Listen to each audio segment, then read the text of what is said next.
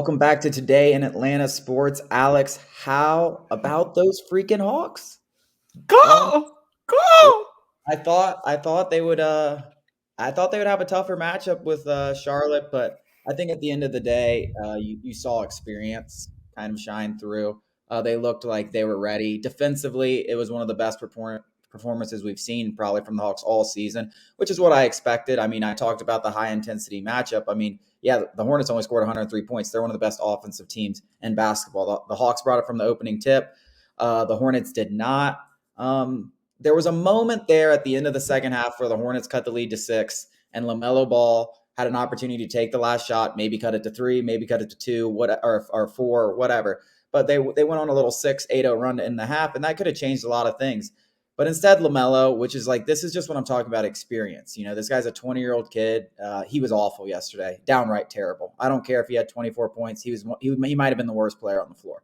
And this is nothing against LaMelo. It's just like, if you want to compare him to Trae Young, those people out there, it's just not, they're not even on the same stratosphere. And you saw that last night. But he made this decision at the end of the half where he just ran in there and jumped from like the free throw line to do a layup, missed wildly. The Hawks get the ball with 10 seconds left. They should have never gotten another possession. Trae Young goes and hits a mid-range jumper, 8-point lead. Killed all the Hornets' momentum going into the half. 8-point lead, 4-point lead. But the thing was about momentum. The Hawks come out in the third quarter and they score 42 points. It's a 30-point lead by the end of the third quarter, and the game's over. And I think, yes, the one thing that stood out to me is experience, and the one thing that they're going to have over the Cavs in this second matchup is experience. So, listen, it's a pick 'em. There is no better bet out there than the Hawks. They should win this game, and this isn't just being a fan. Like, I will be genuinely pissed if they don't win this game. They are the better team. They are trending better. They have the best player on the floor. They have the experience advantage. I don't care if they're on the road. They should win this game. No ifs, ands, or buts about it. If not, it's a very disappointing season. Yeah, circling back to the Hornets game, I think you nailed it. LaMelo played like a 20-year-old, and that's not to say that he can't ascend to be a great player. I don't think that's what you're saying. But basically, they lost by 20-something points last year to Indiana. They lost by 28 or 29 this year to Atlanta. They're just not there yet. And it has to do with that, experience factor that you mentioned. I mean, LaMelo Ball went 7 for 25, He was and just 4 for 14 from deep. I mean, up like he was at Chino Hills. I mean, he just throwing them yeah, up. he was playing like a 20-year-old. That's the main point. And the Hawks coasted. I mean, they really did coast behind one of Trae's, not his worst games, obviously, but this was a very mediocre game for Trae Young. It's below his average point total for the season. It's below his career average point total. So, this was a bad game for Trae. And, the Hawks still steamrolled them. But moving on to Cleveland, yeah, I don't understand it. I mean, they went 1-3 against the Hawks in the regular season. Last they lost 3, and then the most recent game they played, Atlanta beat Cleveland 131-107. Nobody is reeling worse than the Cavs are. They don't have Jared Allen, and that's a big factor as he's been out for much of this season. And it doesn't look like he's going to play again. So I'm not seeing what the odds makers are really seeing. Well, what you're seeing is you're seeing a team that Atlanta that's really played well at the end of the season, but they played really well at home. On the road, it hasn't been as good. Playoff basketball on the road is totally different. If this was a regular season game, I think the Hawks would probably be favored, but because it is a playoff game, it'll be a packed house. There'll be pressure, but I just think as much as you say, playoff game is going to be different, blah, blah, blah. You have the Hawks, who are a very experienced team. They've gone on the road and beaten a number 1 seed in Philly last year in a Game 7 and a winner-take-all. And you have a team like Cleveland, who, outside of Kevin Love, who's like a bench piece for them, none of these guys have been in the playoffs.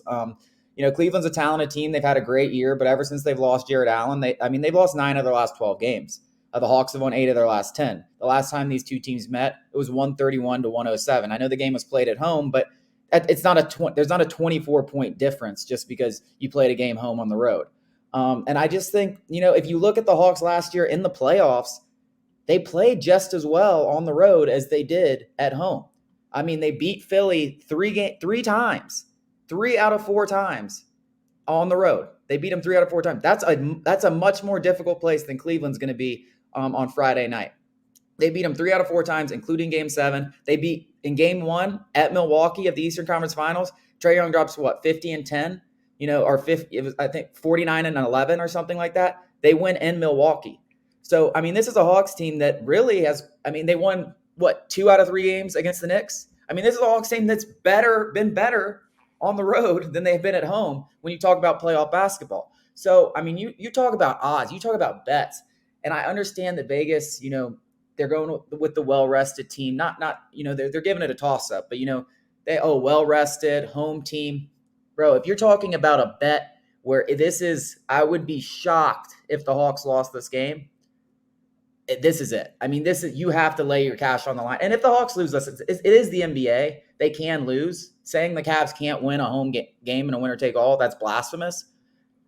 But this is as good as it gets. If you're looking for even odds in a game, this is as good as it gets. You got the best player on the floor, trending in the right direction. It's not like it's a back-to-back. We got a day off. The guys rested the whole fourth quarter.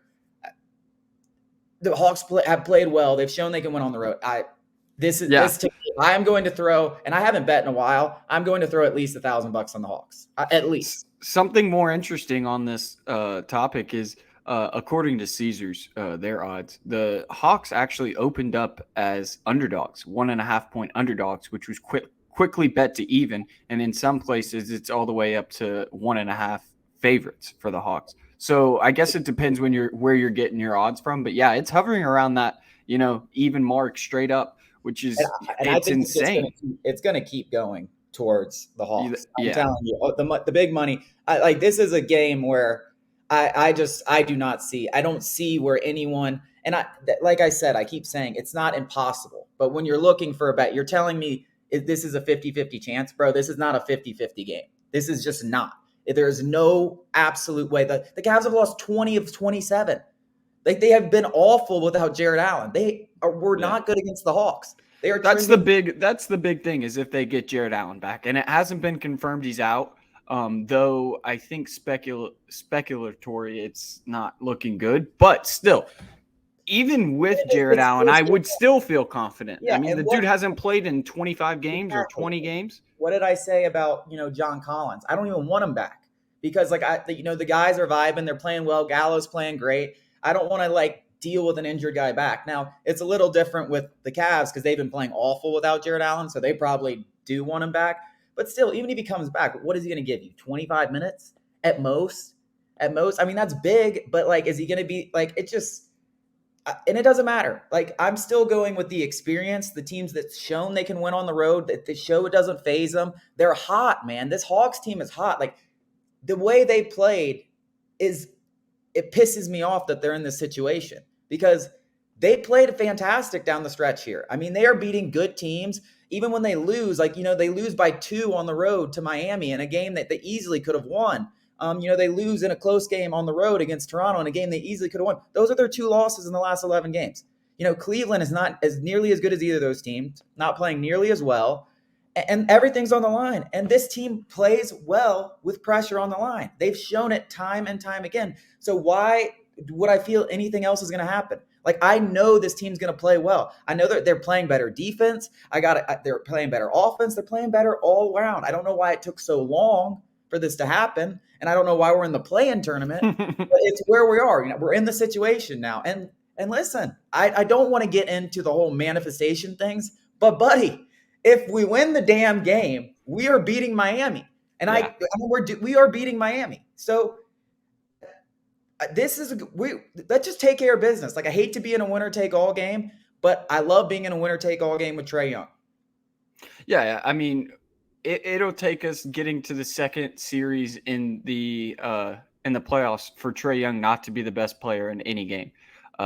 Jimmy Butler's the Heat's best player. I mean, you tell me, who do you want the ball? No, it's Trae Young. That's not even close. It's not even close. It's not even close. It's unbelievable though that I will say, this morning I was monitoring all the national sports talks radios just so I could hear what they were talking about the playing games. last night, and they're finally giving. This happened last year too. After the Hawks beat Philly, they were like, oh, well, maybe, the Hawks are maybe for real. And, they're coming back to that where they, their defensive effort in the first half was bad. Now they've kind of been digging themselves out of a hole. And now they're riding. And at least national pundits are, taking notice.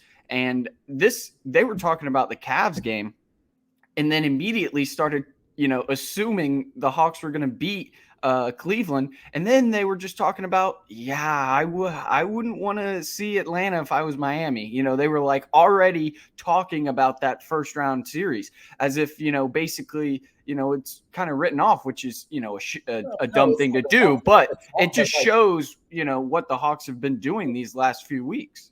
You'd give the Hawks a legitimate 35 to 40% chance of winning that series. Like a legitimate, we shouldn't be favorites. There's no reason to think we should be favorites or anything like that. I wouldn't say we're expected to win, but I'd give them a 40% chance of winning that series without a doubt. And I don't think you don't want Trae Young in a 7-game series. You don't want to be in 7-game series against a team where you don't have the best player. That matters so much in the NBA. And that's why the Hawks are such a dangerous team, because they have shooters. And when they start playing defense, the offense has always been there. The offense has been there since day one. Number 2 offense or whatever in the NBA. I don't know if it fell off a little at the year. I haven't looked in a while, but they've been, top 3, top 2 in offense all year. It's always been there.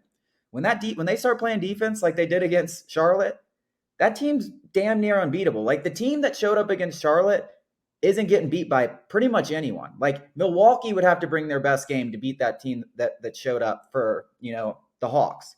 That's what it would have to take. I mean, when they play like that team's pretty much unbeatable. So yeah, I think the Hawks' chances hinge a lot on the how they won this past game, which was all the role players.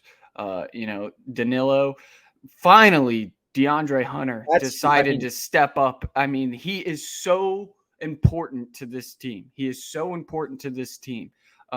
Kevin, I mean, it's crazy. It's like Kevin and Trae like flip a switch. I mean, Trae's, one of the best players in the league, but they still have that same switch that like once the playoffs roll around, Kevin's just, I mean, you said it the other day. What is he, Klay Thompson? What is this? This is, he just has that spark. It's really impressive in general. And those 3 white shooters, boy, Bogey, Gallo, and Kevin. I mean, Bogey didn't even play that well. No, he did not. Didn't really need him to, and this was still a wipeout. Yep. Gallo, like I said, I think Gallo, and not people don't want to hear it, but I think Gallo on the floor is better than John Collins on the floor. He can get his own shot. He's more versatile offensively. And I feel like when playoffs come around, he's not really as big of a liability defensively. I mean, we saw him guarding Joel Embiid last year. Yep.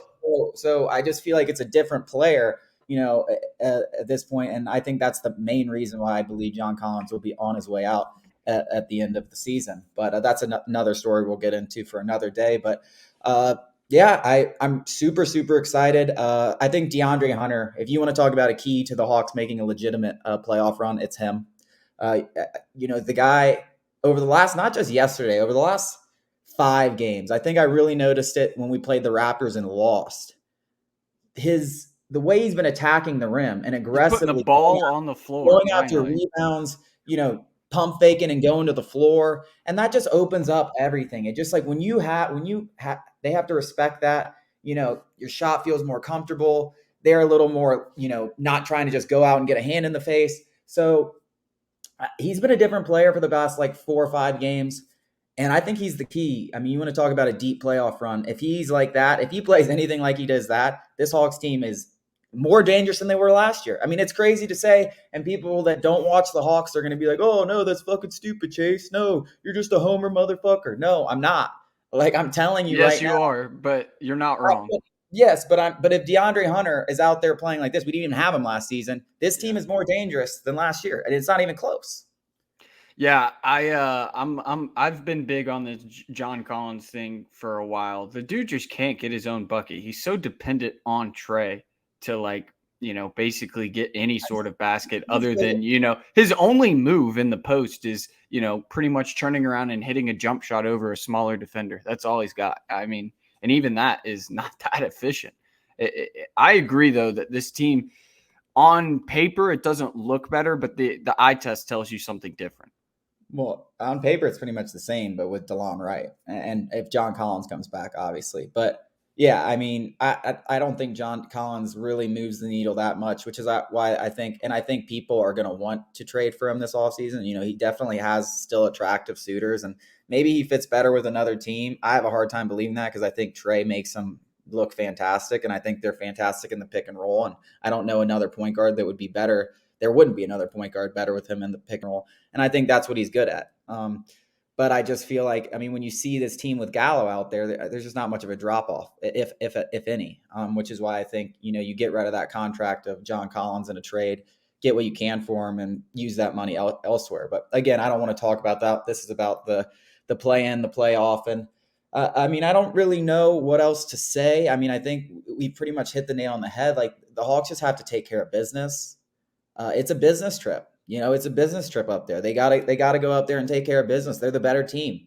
They're the more experienced team. And I think they do it. I'll be very disappointed if they don't, because I really think this team can make. I mean, you know, you never know, and it's going to be tough to beat the Heat. But I really do think this team can give them a run for the money. And if that happens, who knows what happens next?